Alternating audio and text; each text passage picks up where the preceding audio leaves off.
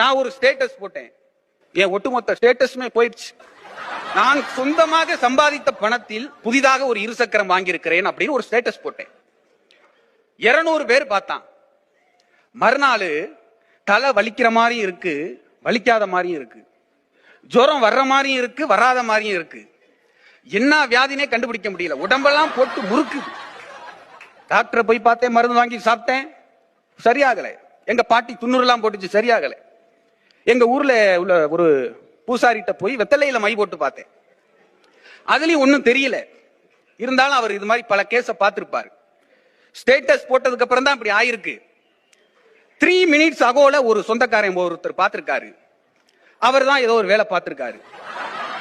நான் கேட்டேன், ஏதாவது பரிகாரம் சொல்லுங்க சாமி. முள்ளால தான் எடுக்கணும், அது மாதிரி வச்ச ஸ்டேட்டஸால தான் எடுக்கணும். உடனே வீட்டுக்கு போய் நான் வாங்கின இருசக்கர வாகனம் விபத்தாயிருச்சுன்னு ஸ்டேட்டஸ் வையினார்.